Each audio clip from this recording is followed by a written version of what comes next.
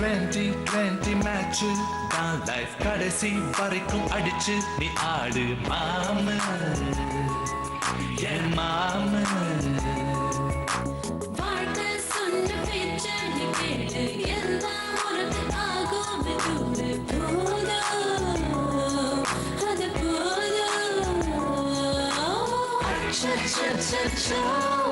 ஏதேதோ ஆயாச்சோ இருந்த இன்பமும் பறந்து போயாச்சோ அது பாவம் கொள்ளாதே நெஞ்சத்தை கிள்ளாதே அது பாவம் கொள்ளாதே ஒன்றாய் வாழ்வோம் வா. நெஞ்சத்தை கிள்ளாதே அது பாவம் கொள்ளாதே நெஞ்சத்தை கிள்ளாதே அது பாவம் கொள்ளாதே ஒன்றாய் வாழ்வோம் வா.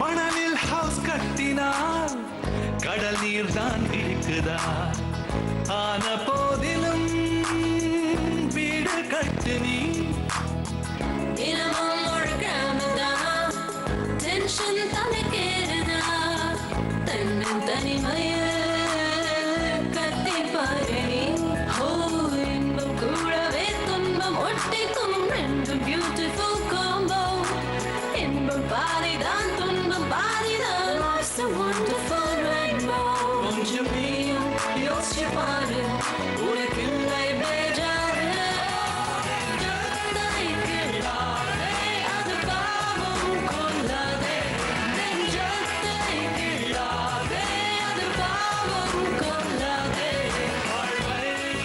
ஒன்றாய் வாழ்வோம் வா.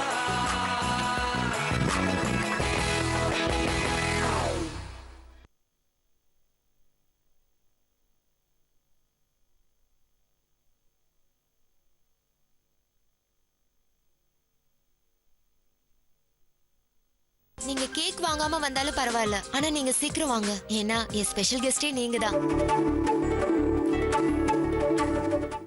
கான்சென்ட்ரேட் பண்ணி ஒர்க்கும் பண்ண முடியல. 2 hours டைம் கொடுங்க, நான் போய் ஃபினிஷ் பண்ணிட்டு வந்து நைட்லாம் உட்காந்து உங்கள் ஒர்க்கை முடிச்சு கொடுத்துட்றேன். அப்படி நீங்கள் பெர்மிஷன் கொடுக்கலன்னாலும் நான் போவேன்.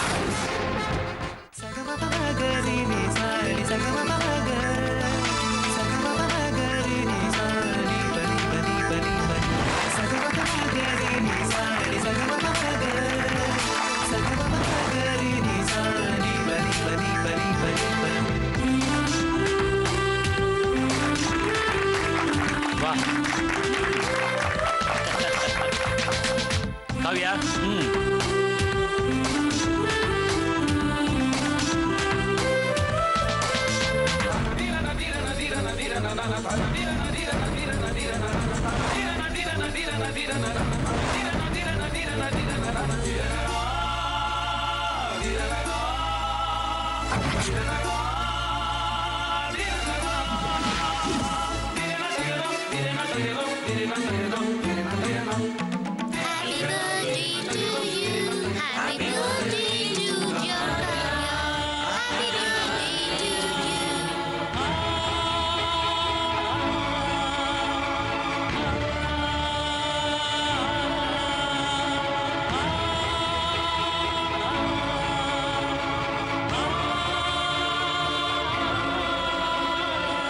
That's for you, Kavya. Thank you. என் பர்த்டேக்கு கிடைச்ச பெஸ்ட் கிஃப்ட் இதுதான்.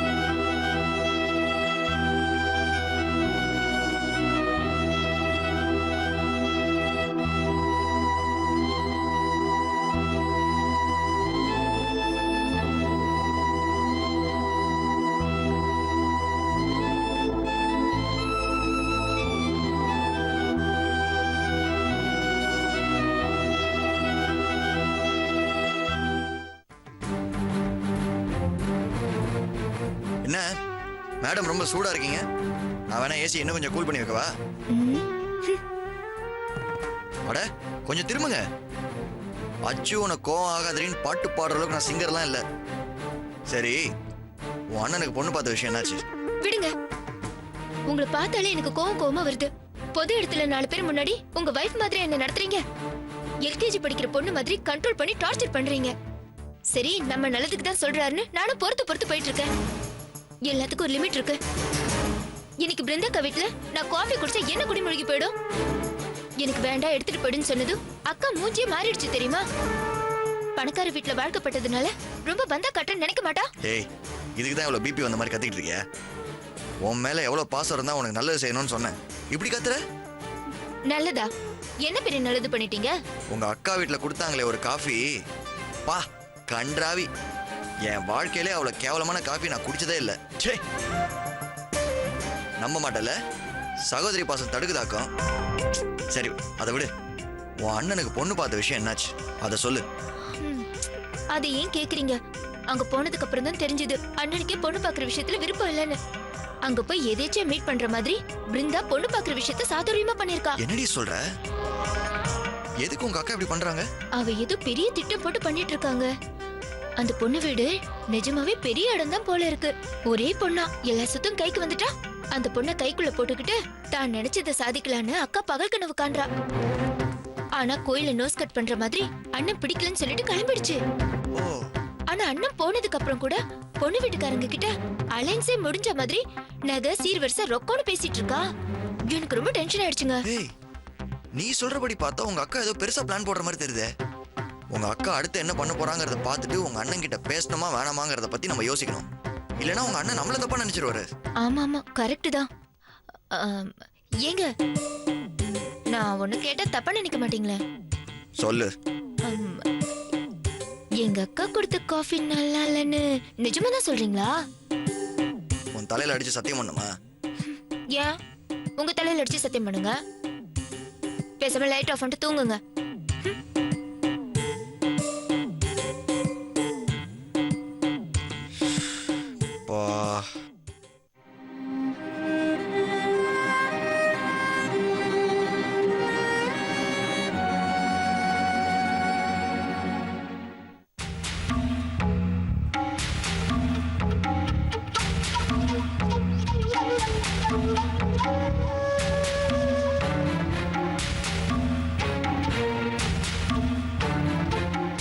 என்ன பிருந்தா, உனக்கு என்ன வேணும்? அப்படி என்ன தலை போற விஷயம்? காலைல வர வேண்டியதானே? இல்ல ஃபோன் பண்ணி பேசலாமே. என்ன எம்எல்ஏ இப்படி கோவப்படுற? உண்மையில இந்த பார், நான் ஃபுல் டே பேங்க்ல வேலையை பார்த்து எக்ஸாஸ்ட் ஆயிட்டேன். என் பிரச்சனையை கொஞ்சம் புரிஞ்சுக்கோ. எதை சொன்னாலும் அழாத. என்னன்னு சொல்லு. உள்ளவா.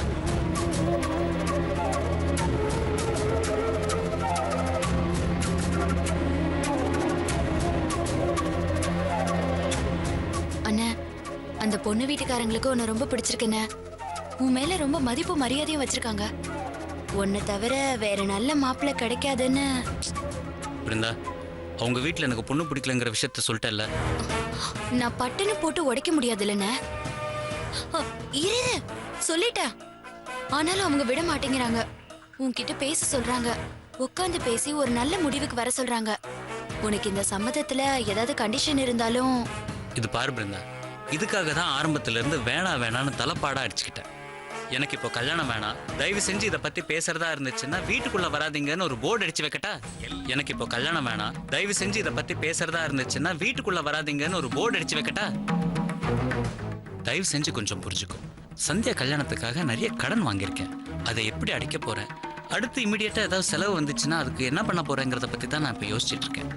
இதை பாரு, அந்த பொண்ணு வீட்டுக்கு ஃபோன் பண்ணி இப்போ அண்ணன் யாரையும் கல்யாணம் பண்ணிக்கிற நிலைமையில இல்லை, அதனால இது சம்பந்தமா இனிமே பேச வேண்டாம், உங்க பொண்ணுக்கு வேற ஏதாவது நல்ல இடத்துல பையனா பார்த்து முடிச்சுக்கோங்க அப்படின்னு சொல்லிடு. இது சொல்றதுக்கு உனக்கு கஷ்டமா இருந்துச்சுன்னா அவங்க நம்பர் எனக்கு கூட, நானே அவங்க கிட்ட பேசிக்கிறேன். ஓகேவா? இதுக்கு மேல நீ இல்ல வேற யாரும் என் கல்யாணத்தை பத்தி பேசக்கூடாது, அவ்வளவுதான்.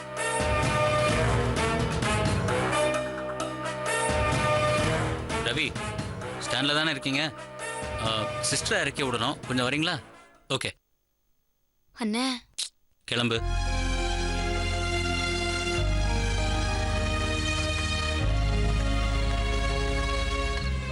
நாளைக்கு காலையில் பேசு, இல்லை நான் பேசுகிறேன். கிளம்பு.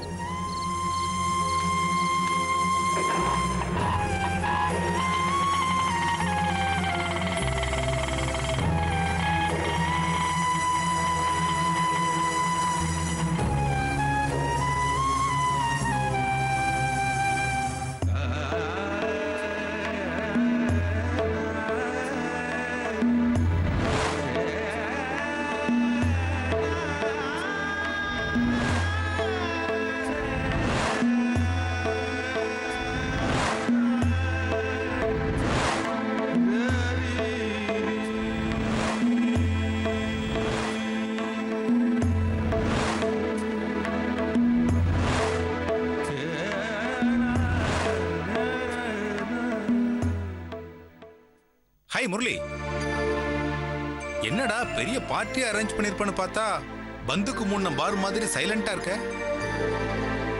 என்னடா ஆச்சு? பர்த்டே பார்ட்டில காவியா சர்ப்ரைஸ் ஆனாளா? ஏதாவது இன்ட்ரெஸ்டிங்கா நடந்துச்சா? எதுவும் கேட்காத. டேய் என்னடா ஆச்சு? பர்த்டே செலிப்ரேஷன்லாம் நல்லா தான் போச்சு. ஆனால் காவியாவுக்கு என்னாச்சு? பார்ட்டிக்கு சித்தார்த்னு ஒரு பையன் வந்தான். பார்ட்டினா 4 பேர் வரதாப்பா செய்வாங்க. காவ்யா அந்த பையனோட ரொம்ப சிரிச்சு சிரிச்சு பேசிட்டு இருந்தா. அந்த பையன் கூட ரொம்ப... ஸ்டாப் இட் முரளி, நீ இவ்வளவு காம்ப்ளெக்ஸோட இருப்ப நான் எதிர்பார்க்கவே இல்லை. ஒரு பொண்ணு அவ ஃப்ரெண்டோட சிரிச்சு பேசக்கூடாதா? இதுல என்ன தப்பு இருக்கு? நம்ம 21ஆம் நூற்றாண்டுல இருக்கோம் முரளி. ஒரு பார்ட்டியில க்ளோஸா இருக்கிறதும் ஹேண்ட்ஷேக் பண்றதும் தப்பே கிடையாது. அதுவும் காவியா ரொம்ப ஃபார்வர்ட் டைப். இல்ல முரளி, இது சரிப்பட்டு வராது. இப்பவே இவ்வளவு சந்தேகப்பட்டனா கஷ்டம்டா. பின்னாடி ரொம்ப கஷ்டப்படுவ. உங்க 2 பேர் லைஃப் ஸ்பாயில் ஆயிடும். வேண்டாம் வேண்டாம், இந்த லவ்க்கு எல்லாம் வேண்டாம்.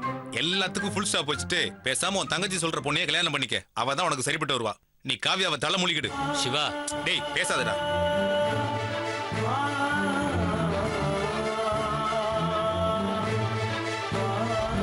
ரெண்டும் ஒரே மாதிரி இருக்குல்ல? நமக்குள்ள என்ன ஒரு வேவ்லென்த் இல்ல? இதை நான் இன்னைக்கு போட்டுக்க போறதில்ல. உங்க கையால வாங்கி கொடுத்ததை தான் போட்டுக்க போறேன்.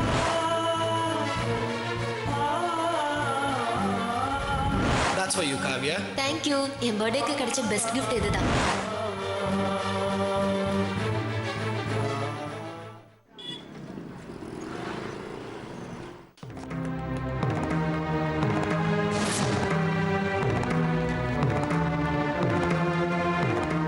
டேய் முரளி, என்னடா புது பழக்கம் இது? டெய்லி உன நான் தாண்டா பிக்கப் பண்ணிட்டு பேங்க் வருவேன். இன்னைக்கு நீயே தனியா வந்துட்ட. நேத்து நீ அப்படி பேசுனது சட்டுன்னு கோவம் வந்துருச்சுடா. அதான் என்ன பேசுறதுன்னு யோசிக்காம படபடன்னு பேசிட்டேன்டா. அது உனக்கு பிடிக்கலன்னா என்கிட்ட போன்ல பேசிருக்கலாம்ல, இல்ல நேர்ல வந்தாவது என்கிட்ட சொல்லிருக்கலாம்ல. டேய் அதை விட்டுட்டு நீ பாட்டுக்கு தனியா வந்துட்டிய. வீடு பூட்டி இருக்கிறத பார்த்ததும் பயங்கரமா மூட் அவுட் ஆயிட்டு தெரியுமா? டேய் காலங்காத்துல எமோஷனலா பேசி பிளேடு போடாத. ஃபூல். கோச்சுக்கிட்டு போனாதான் தனியா போடுமா? ஏதாவது இம்பார்ட்டன்ட் வேலை இருந்தா சீக்கிரமா கிளம்பி வரதில்ல? நேற்று முடிக்க வேண்டிய ஒர்க்கெல்லாம் பெண்டிங் இருக்கிறதுனால காலையே சீக்கிரமா கிளம்பி வந்துட்டேன். ஆல்மோஸ்ட் முடிஞ்சு போச்சு. இல்லைன்னு வச்சுக்க, அந்த கடுவம் புண்ணா வந்து அந்த கண்ணாடியல் மேலே கீழே லிஃப்ட் மாதிரி ஏற்றி இறக்கி உங்களுக்கெல்லாம் கமிட்மெண்ட் இல்லையான்னு ஃப்ரீயா ஒரு கிளாஸ் எடுக்கும். தேவையா? போப்போ போய் வேலையை பாரு. பாக்குறேன். ஆனா அதுக்கு முன்னாடி எனக்கு ஒரு ப்ராமிஸ் பண்ணு. என்ன ப்ராமிஸ்? தண்ணி பாட்டி வேணுமா? அது இல்லடா. பின்ன பர்ஸ் எடுக்காத மாதிரி எந்த விஷயமா இருந்தாலும் நான் ப்ராமிஸ் பண்றேன். மேட்டர் சொல்லு. இத பாரு, எந்த சூழ்நிலையிலையும் யார் என்ன சொன்னாலும் அனாவசியமா காவியாவை சந்தேகப்பட்டு பேச மாட்டேன். ஏன் மனசால கூட அப்படி நினைக்க மாட்டேன்னு சத்தியம் பண்ண. டேய் இடியட், நான் என்ன காவியாவை பத்தி அப்படி நினைச்சிட்டேன்னு கன்ஃபார்மா பண்ணேன். ஏதோ தோணுச்சு சொன்னேன். உன்னை விட வேற யாரா எனக்கு பெஸ்ட் ஃப்ரெண்ட்? எக்ஸ்பிரஸ் பண்ணணும்னு தோணுச்சு, அவ்வளவுதான். கேன்சர் எய்ட்ஸை விட ரொம்ப டேஞ்சர் இந்த சந்தேகம் தான். அன்னைக்கு ஷேக்ஸ்பியர் காலத்துல இருந்து இன்னைக்கு ஃபேஸ்புக் காலம் வரைக்கும் சந்தேகம் சம்பந்தப்பட்டவங்களை சாகடிச்சிரும். அதுவும் உன்ன மாதிரி பர்ஃபெக்ட் ஜென்டில்மேனுக்கு அது வரவே கூடாது. உன் சந்தோஷத்தை சாகடிச்சிரும், நிம்மதி போயிரும். ஏற்கனவே லேட்டா மேரிட் லைஃப்ல என்ட்ரி ஆற உனக்கு இதனால ஃபியூச்சர்ல எந்த பாதிப்பும் வந்துடக்கூடாதுன்னு அப்படி சொன்னேன்.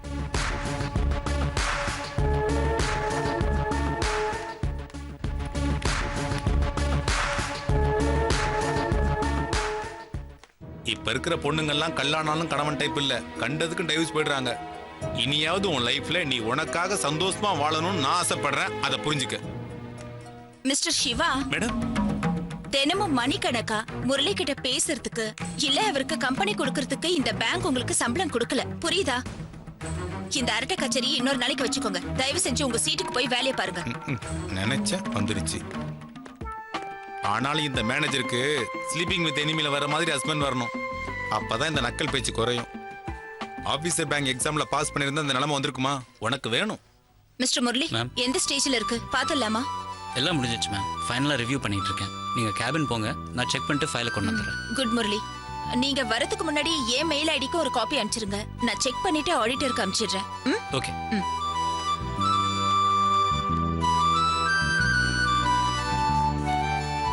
ஒரு சந்தேகம் கேட்கலாமா? நோ, ஆபீஸ் டைம்ல யாரும் யாருக்கிட்டையும் பேசக்கூடாதுன்னு மேனேஜர் ஸ்ட்ரிக்டா கண்டிஷன் போட்டிருக்காங்க. உங்களுக்கு என்ன கிளாரிபிகேஷன் வேணும்னாலும் கவர்மெண்ட் ஆபீஸ் மாதிரி மனு எழுதி போடுங்க, பதில் வரும். ஏங்க, ஃபாரின்ல இருந்து என் பையன் 5 லட்சம் ரூபாய் பணம் அனுப்புறதா சொல்லியிருக்கான். அதை டாலர் மதிப்புல போடுறதா இல்ல நம்ம ஊர் பணத்தோட மதிப்புல போடுறதான்னு கேட்க வந்தா நீங்க ரொம்ப தெனாவட்டா பதில் சொல்றீங்களே. நான் வேற நல்ல பேங்கா பார்த்து போட்டுக்கிறேன் சார். ஷப்பா, முடியலடா சார். வாய் வாய், எவ்வளவு பட்டாலும் திருந்தவே மாட்டேன். அந்த ஆளு போய் மேனேஜர் கிட்ட கம்ப்ளைண்ட் பண்ணா என்னடா பண்ணுவ? அவ்வளவுதானே? என்ன வேலையை விட்டு தூக்கிடுமா? பொட்டி கடை வச்சு பொழைச்சுக்கிறேன்.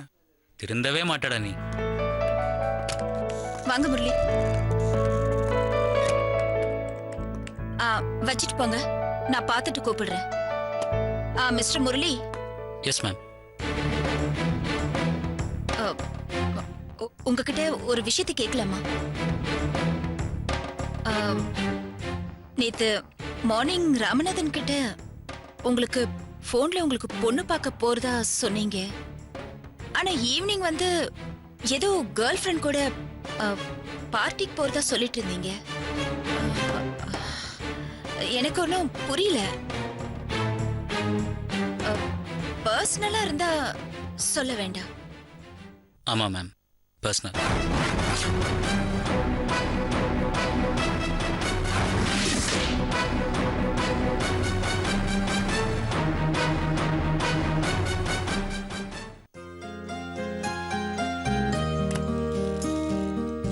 காவ்யா, உன்னை பார்க்க ஒரு பையன் வந்திருக்கான். என்ன பார்க்கவா? யாரு?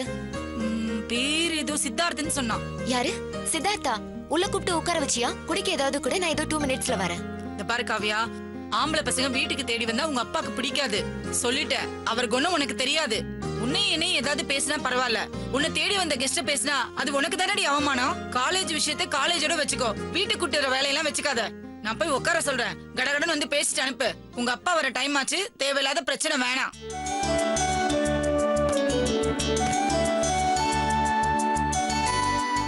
தம்பி உட்காருங்க உட்காருங்க, இதோ 2 நிமிஷத்துல வந்துருவா. சரி ஆண்டி.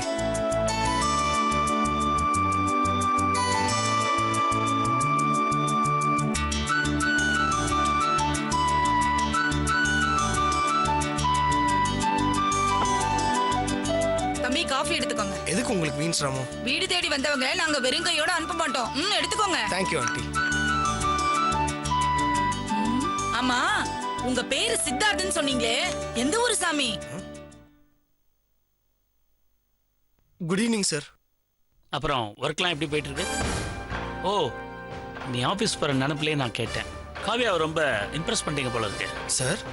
இல்லை, பர்த்டேக்கு ஏதோ எடிட்டிங்லாம் பண்ணி டிவிடிலாம் போட்டு அழகாக கொடுத்துருக்கீங்க போல இருக்கே. வந்த கிஃப்ட்லயே அதுதான் ரொம்ப சூப்பர் அப்படின்னு அவ ஃப்ரெண்ட்ஸ் கிட்ட எல்லாம் ரொம்ப பெருமையா பேசிட்டு இருந்தா. எஸ் ஆமாப்பா, என் போட்டோஸ்லாம் வச்சு கொலாஜ் மாதிரி பண்ணி சிஜி ஒர்க்லாம் பண்ணி எடிட் பண்ணி சூப்பர் மியூசிக்லாம் போட்டு 2 டேஸ் செம்மையா வேலை பார்த்திருக்கான். Really nice Siddharth. Thanks Kavya.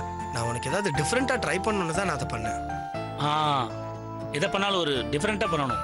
ஆக்சுவலா என்னோட ஃப்ரெண்டு பொண்ணோட மேரேஜ் வீடியோல ஒருத்தன் ஒன்ன மாதிரியே.